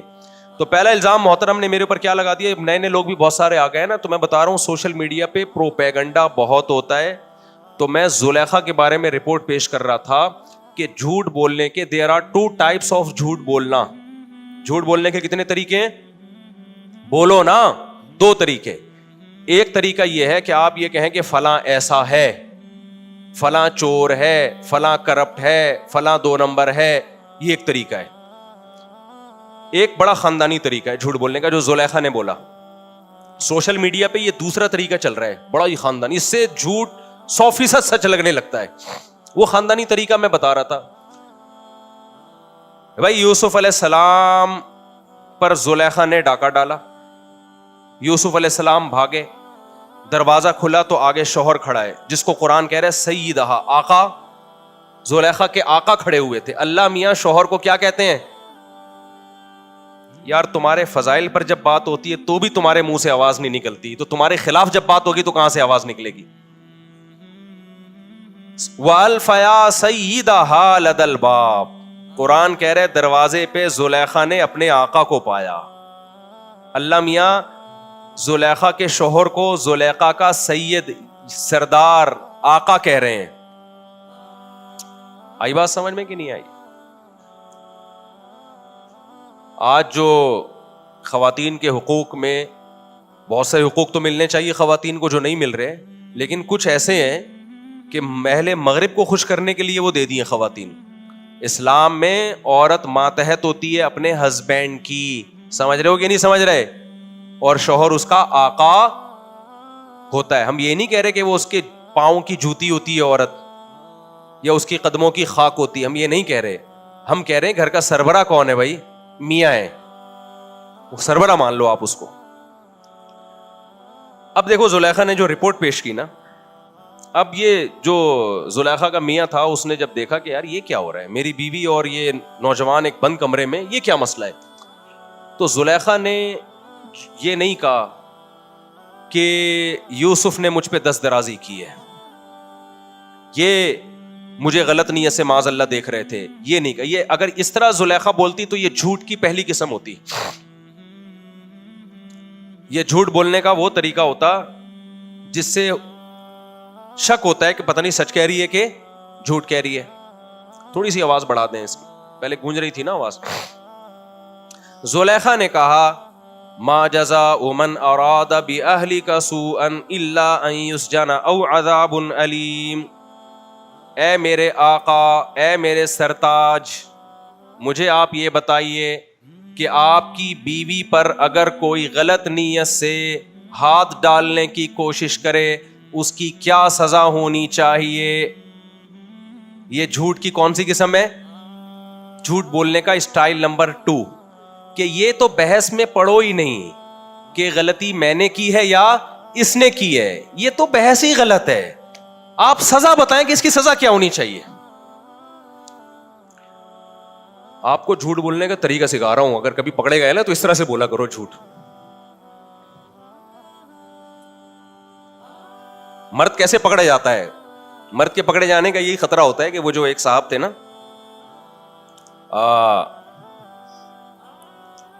وہ نہیں، کسی بچے نے اپنی امی سے پوچھا کہ جان کیسے نکلتی ہے. امی نے بچے سے پوچھا بیٹا جان کیسے نکلتی ہے؟ بچے نے کہا کھڑکی سے نکلتی ہے.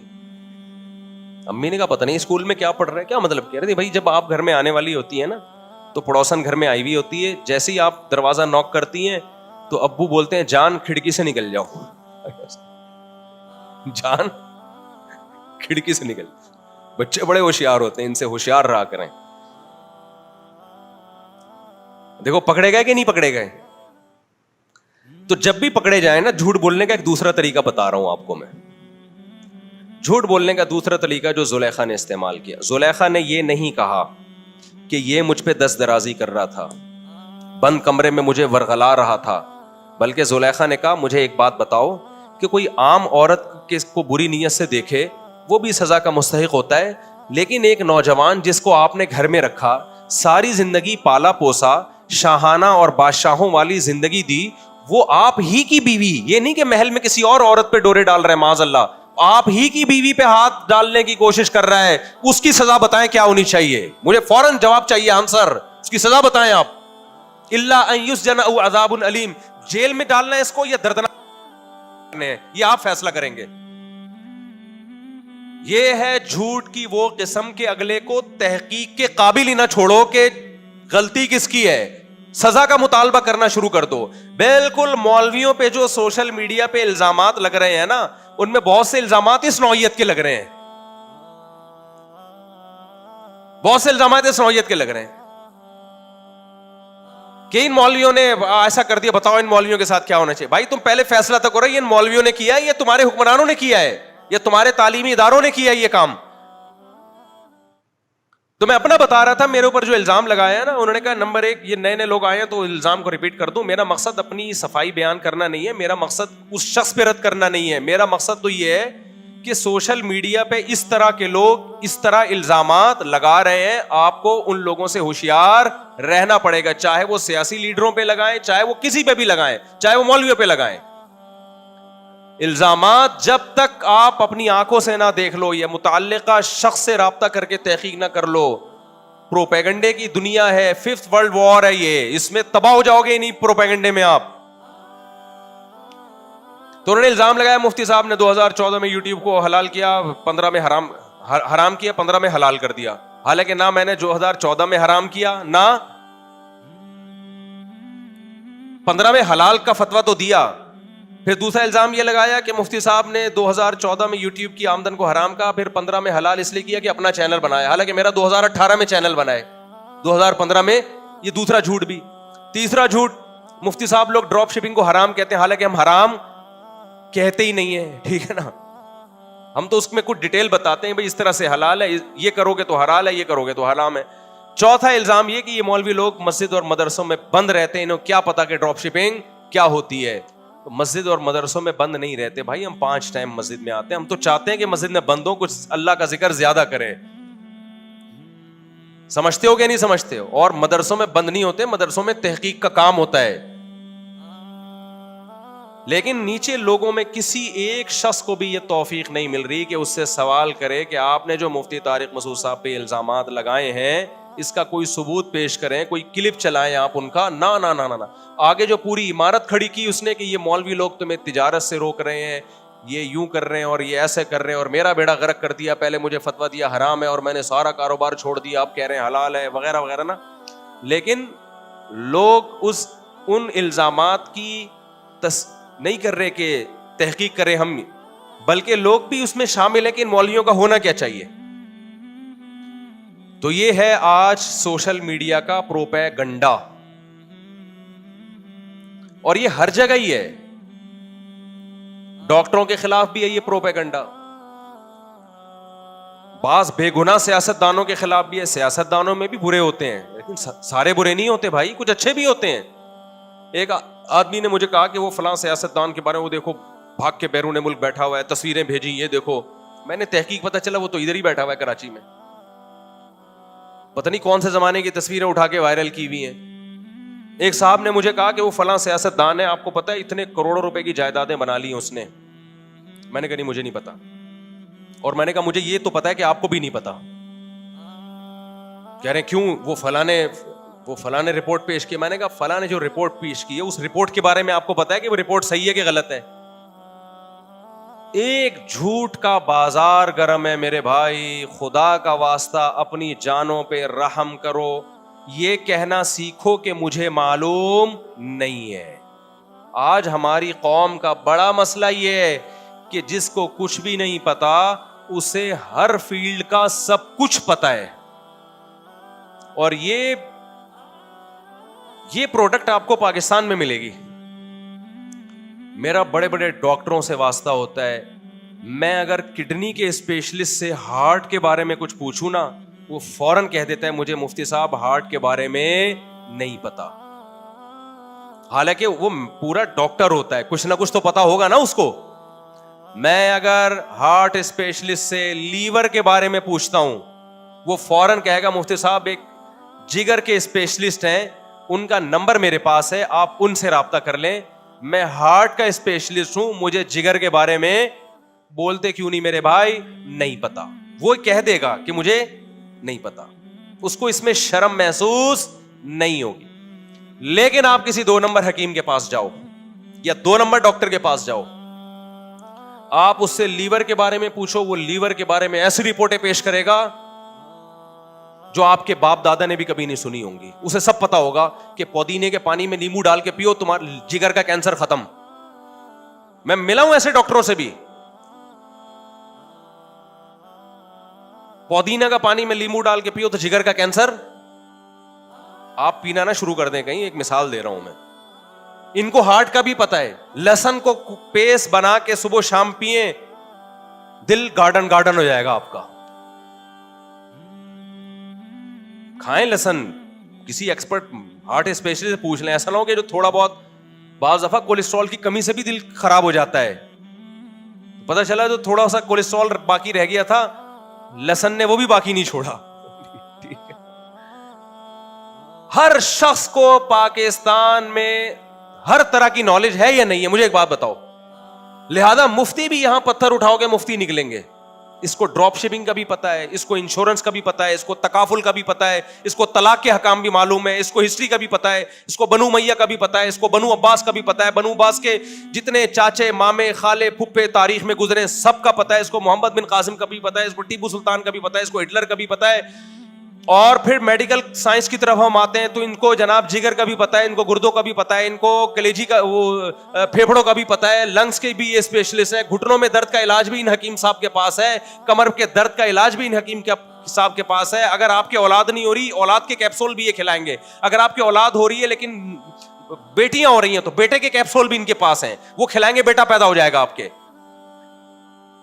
جو اسپیشلسٹ ہے اس کو صرف اپنی فیلڈ کا پتا ہے, باقی اس کو کچھ بھی نہیں پتا. اور جو اسپیشلسٹ نہیں ہے وہ ہر فن میں اسپیشلسٹ ہے.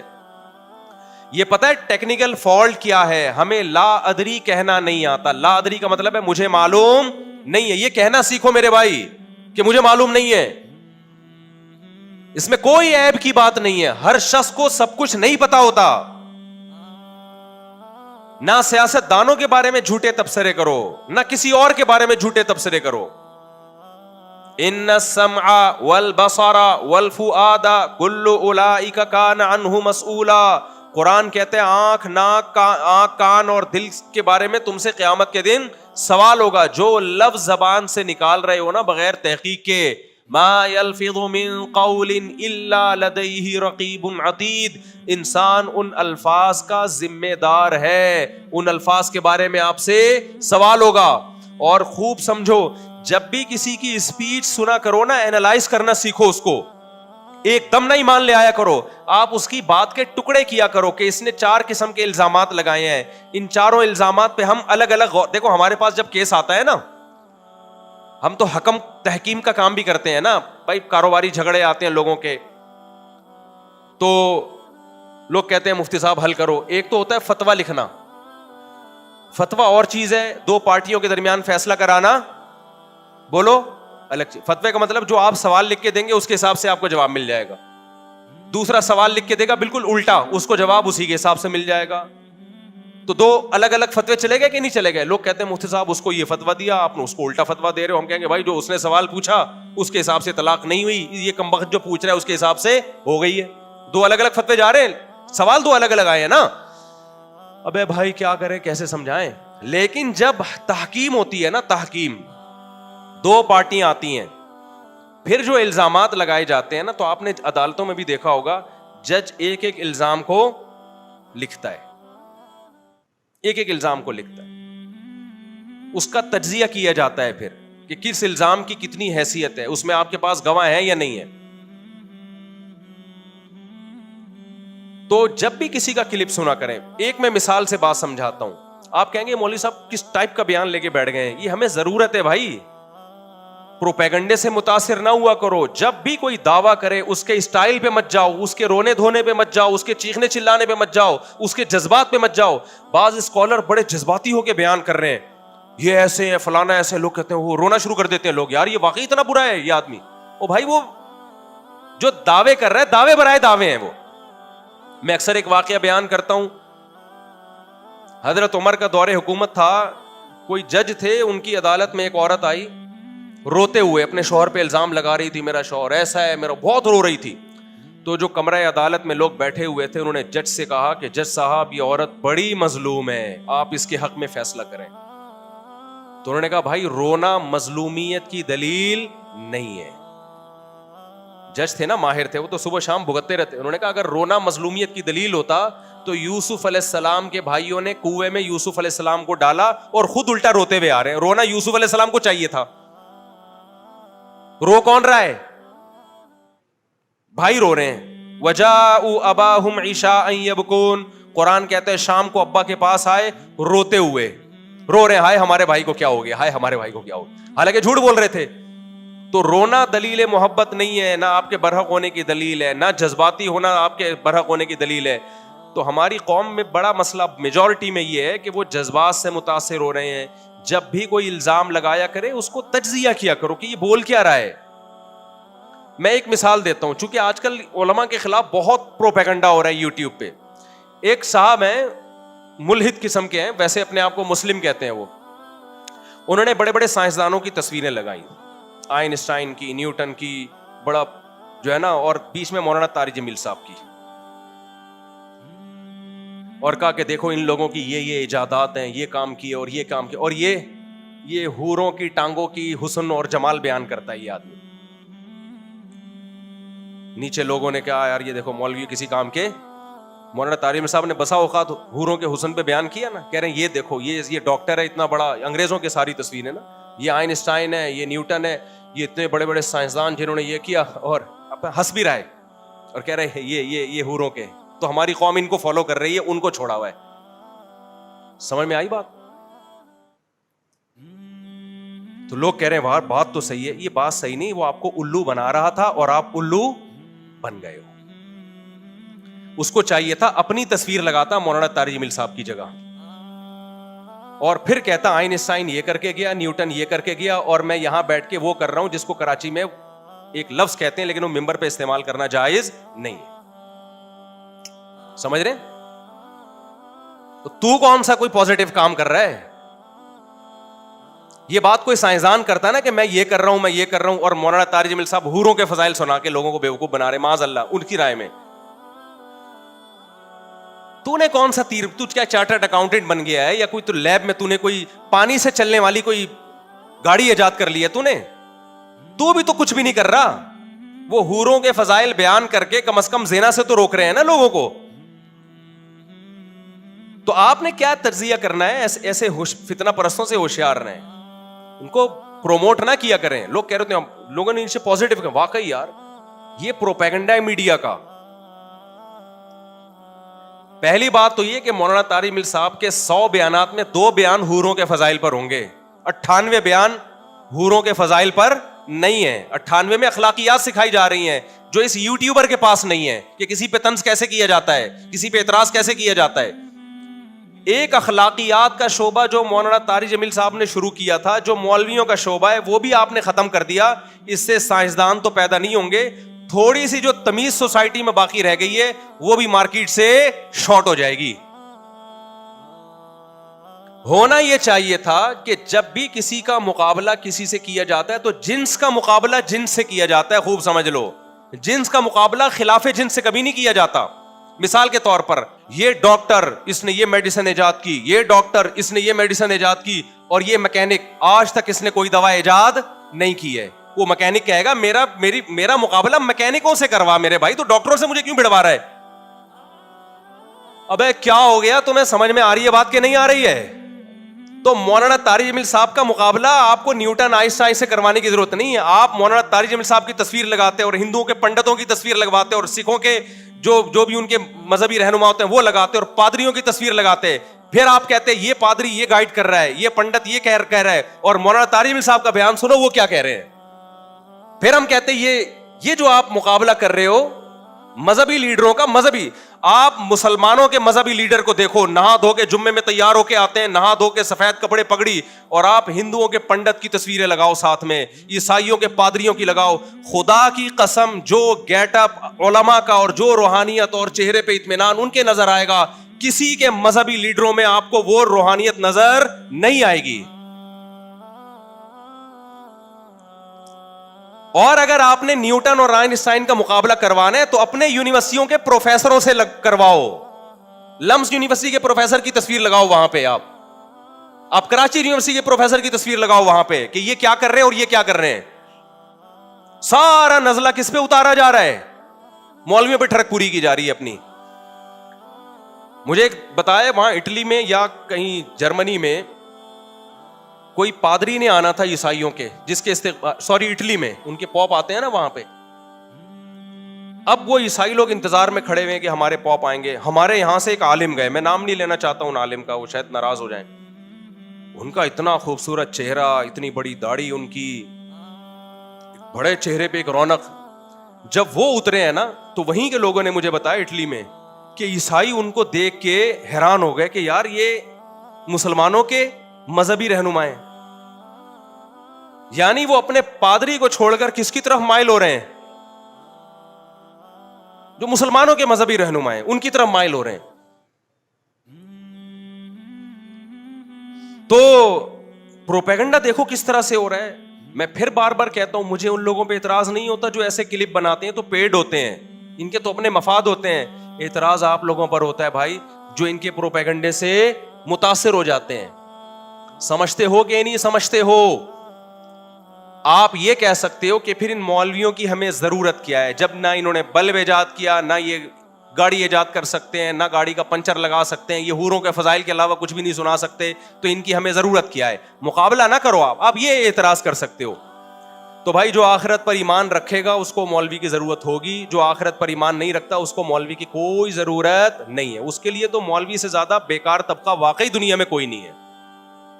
کیونکہ اگر آپ یہ اس نظریے کے قائل ہو کہ ہم نے مر کے مٹی ہو کے ختم ہو جانا ہے تو پھر آپ واقعی میں کہتا ہوں مولوی سے بیکار طبقہ دنیا میں کوئی بھی نہیں ہے. پھر تو ضرورت ہی نہیں ہے، پھر تو قرآن کی بھی ضرورت نہیں، پھر تو پیغمبروں کی بھی ضرورت نہیں، پھر تو اسلام کی بھی ضرورت نہیں ہے. پھر تو یہ دنیاوی اور مادی ترقی ہی سب کچھ ہے. لیکن قرآن پکار کے کہہ رہا ہے وما بلغوا معشار ما آتیناہم، اس ترقی سے متاثر مت ہونا. پچھلی امتوں کو جو ہم نے تباہ کیا ہے اسی سائنسی ترقی پہ انہوں نے ناز کرنا شروع کر دیا اور پیغمبروں کی دعوتوں کو ٹھکرانا شروع کر دیا. پیغمبر نے کہا زنا حرام، انہوں نے کہا ہم سائنسی ترقی کو فوکس کریں گے. زنا کرنا نہ کرنا یہ مذہب کا ٹاپک ہے، یہ ہمارا ٹاپک، یہ ہمارا ہیڈ ایک نہیں ہے. یہ لوگ جو مولویوں کی مخالفت کر رہے ہیں نا صرف ایک حور کو لے کے، مولوی کا اصل ٹاپک حور نہیں ہے. مولوی کا اصل ٹاپک یہ کہ آپ اپنے باپ اور ماں کو بڑھاپے میں اولڈ ہاؤس میں جمع نہیں کرا سکتے. یہ سمجھتے ہیں کہ ہم جمع کرائیں گے تو ترقی کریں گے، گھر میں رکھیں گے تو ہمیں ان کی کھانسی برداشت کرنا پڑے گی. یہ اس ٹینشن سے بچنے کے لیے سوسائٹی سے مولوی کو کیا کر رہے ہیں؟ نکالنا چاہتے ہیں. مولوی کہتا ہے تمہیں زنا کرنے کی اجازت نہیں ہے. ان کو پتا ہے اگر ہم نے زنا کو حرام کر دیا تو بہت ہم چاند پہ تو پہنچ، دیکھو انگریز زنا کر کے بھی چاند پہ پہنچا کہ نہیں پہنچا؟ تو ان کو تو چاند پہ پہنچنا ہے. ان کو کیا اس سے کہ خدا کس چیز سے خوش ہوتا ہے، خدا کس چیز سے ناراض ہوتا ہے؟ تو مولوی کہتا ہے نکاح کرو. ان کو اس سے تکلیف ہو رہی ہے. یہ کیوں ہمارے داخلی معاملات میں ہم گرل فرینڈ رکھیں یا نکاح کریں، ہمارا ہیڈ گئی ہے. سمجھتے ہو کہ نہیں سمجھتے ہو؟ مولوی کہتا ہے شراب کیا ہے؟ حرام ہے. یہ کہتے ہیں یار شراب پی کے انگریز کہاں سے کہاں چلا گیا. مولوی کہتا ہے بھائی شراب پی کے تو یہاں بیٹھے بیٹھے آپ چاند پہ پہنچ جاتے ہو، ہم مانتے ہیں اس بات کو، لیکن خدا شراب سے کیا ہوتا ہے؟ ناراض. چترول لگیں گے مرنے کے بعد. جو زنا کرتا ہے دنیا میں ترقی کر لیتا ہے میرے بھائی وہ، لیکن چترول کب لگیں گے؟ مرنے کے بعد. جو ماں باپ کو اولڈ ہاؤس میں جمع کرتا ہے ترقی کر لیتا ہے، ہو سکتا ہے میڈیکل کالج میں اس کے نمبر زیادہ اچھے آئے کیونکہ ابا کی ٹینشن ہی ختم ہو گئی، لیکن چترول کب لگیں گے؟ بولتے کیوں نہیں؟ مرنے کے بعد. سود کے ذریعے آپ پیسہ کماؤ گے، آپ قوم کا بیڑا غرق ہو یا نہیں ہو آپ فائدے میں بظاہر چلے جاؤ گے. چترول کب لگیں گے؟ بولو نا. مرنے کے بعد. عورت پردہ نہ کرے ترقی کر لے گی وہ. بہت سی انگریز عورتیں نے زنا کر کے کتنی ترقی کی ہے، ہر شعبے میں آگے بڑھی ہیں، وہ ملکوں کی وزیر اعظم ہو سکتا ہے بن گئی ہوں. چترول کب لگیں گے؟ مرنے کے بعد. آپ شرک کرو ترقی پھر بھی کر لو گے. چترول کب لگیں گے؟ مرنے کے بعد. تو آپ مرنے کے بعد کی زندگی کا انکار کر دو تو پھر مولوی بھی فضول اور اس کی یہ باتیں بھی فضول. لیکن آپ اگر مرنے کے بعد کی زندگی کے قائل ہو تو آپ کے لیے نیوٹن اور آئنسٹائن کی اتنی اہمیت نہیں ہے جتنی مولوی کی اہمیت ہے. سمجھ میں آ رہی ہے بات کہ نہیں آ رہی ہے؟ تو آپ اپنا کانسیپٹ کلیئر کرو بھائی، موت کے بعد کی زندگی کو مانتے ہو یا نہیں مانتے؟ نہیں مانو منافقت چھوڑ دو. پھر آپ پھر یہ نہ بولا کرو میں مسلم ہوں لیکن میں ان مولویوں کو نہیں مانتا. او بھائی تو جھوٹ بول رہا ہے. تو سمجھتا ہے بات کو کہ نہیں سمجھتا؟ اور حوروں کا جہاں تک مسئلہ ہے تم مذاق اڑاؤ حوروں کا، ہمیں تو چاہیے بھائی تم اڑاؤ مذاق. کل خدا کی قسم ہم تمہارا مذاق اڑائیں گے. نوح علیہ السلام جب کشتی بنا رہے تھے نا تو قوم مذاق اڑا رہی تھی کہ پانی ہے نہیں اور یہ مولویوں کو دیکھو یہ پٹے لے کے کیا بنا رہے ہیں کشتی. نوح علیہ السلام نے کہا مجھے اللہ نے وحی کی ہے بھائی عذاب آئے گا. انہوں نے کہا عذاب کا کوئی چانس ہے نہیں, کوئی سمندر قریب میں ہے نہیں, کوئی دریا ہے نہیں کہ سیلاب آئے, اور یہ مولویوں کو دیکھو کیا کر رہے ہیں. تو نوح علیہ السلام نے فرمایا ان تسخروا منا فإنا نسخر منکم, اڑا لو مذاق, کل ہم تمہارا مذاق اڑائیں گے. تو آپ آج حوروں کا مذاق اڑا لو بھائی, ہم تو خدا کے وعدوں پر یقین رکھتے ہیں بھائی, ہمیں تو حوریں چاہیے, ہمیں تو چاہیے بھائی. اور ہم تو اللہ سے دعا مانگتے ہیں اللہ ان حوروں سے ہمیں محروم نہ کرنا اور ان کمبختوں کو محروم کر دینا. یہ دنیا میں بھی محروم ہے حوروں سے, ان کو گرل فرینڈز ملتی ہیں, بیویاں ان کو نہیں ملتی, اور گرل فرینڈ کا جب موڈ آف ہوتا ہے وہ چھوڑ چھاڑ کے چلی جاتی ہے اس کو. جب زیادہ تو کل آج تو غریب ہو جا, دیکھتا ہوں میں تجھے کتنی حوریں دنیا میں ملتی ہیں. دیندار لوگوں کو وفا کرنے والی بیویاں ملتی ہیں, وفا کرنے والی اولادیں ملتی ہیں جو بڑھاپے میں سہارا بنتی ہیں. ان کمبختوں کو جو حوروں کا مذاق اڑاتے ہیں, نہ دنیا میں وفادار بیویاں ملتی ہیں اور نہ بڑھاپے میں وفادار اولادیں ملتی ہیں. اور آخری بات کر کے بیان کو ختم کرتا ہوں میں, یہ جو بار بار الزام لگا رہے ہیں مولویوں کی وجہ سے ملک ترقی نہیں کر رہا.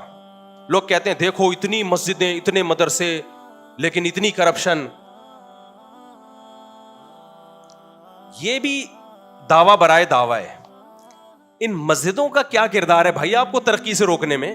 کسی کو دیکھا آپ نے مسجد میں امام کو بیٹھ کے ترقی کے خلاف تقریر کر رہا ہو؟ کسی کو دیکھا؟ آپ کہہ سکتے ہیں ترقی کے خلاف تو تقریر نہیں کرتے, لیکن حوروں کے اتنے فضائل بیان کر دیتے ہیں کہ لوگ ان کے چکروں میں پڑ جاتے ہیں, اور کوئی آئنسٹائن اور نیوٹن جیسا پھر پیدا نہیں ہوتا, سارے حوروں کے چکر میں لگ جاتے ہیں. او بھائی حوروں کے چکر میں لگا کے ترقی سے نہیں روک رہے, آپ کو موٹیویٹ کر رہے ہیں ہم کہ تم ترقی کرو, کیونکہ اللہ نے جنت کی حوروں کا وعدہ سست اور پوستی لوگوں سے نہیں کیا, انہی لوگوں سے کیا جو اسٹرگل کرتے ہیں. میرے تو میڈیکل کالج میں بیانات ہوتے رہتے, میں کہتا ہوں تمہیں حوریں ملیں گی نہیں اس وقت جب تک تم پڑھائی کو فوکس نہیں کرو گے.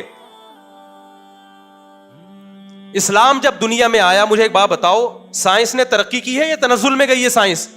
یہ تو گورے اعتراف کر رہے ہیں کہ مسلمان سائنٹسٹ اگر نہ ہوتے تو جس ترقی پہ آج ہم ہیں آج سے 500 سال کے بعد ہوتے. تو اسلام کے دنیا میں آنے کے بعد ہی لوگوں نے سائنسی ترقی شروع کی ہے. تو اسلام نے کون سا ایسا سبق دیا تھا کہ سائنسی ترقی شروع ہو گئی؟ اس وقت تو یورپ اندھیروں میں ڈوبا ہوا تھا. جتنے آپ کے سائنسدان ہیں نا جو اس وقت جتنے علوم ہیں, ان سب کے تانے بانے کہیں نہ کہیں مسلمان سائنٹسٹ سے جا کے مل رہے ہوں گے. تو اگر اسلام ترقی میں رکاوٹ ہوتا ہے یا مولوی ترقی میں رکاوٹ ہوتا تو بنیادیں کیوں رکھی ہوتی ہیں اسلام نے سائنس کی؟ ایک چیز خیر کی تھی, آپ نے سائنس کا لیبل لگا کے اس خیر کو بھی سوسائٹی سے ختم کر دی. ہمارے ہاں میں ایک مثال دیتا ہوں, ہمارے ہاں جو تھوڑی بہت خیر ہے نا میرے بھائی, تھوڑی سی خیر, جو تھوڑی کرپشن کم ہے, بہت زیادہ ہے لیکن اور زیادہ ہوتی اگر یہ مدارس اور یہ مسجدیں نہ ہوتی, کیونکہ تھوڑا بہت حوروں کی لالچ میں ہو سکتا ہے کرپشن چھوڑ دے وہ.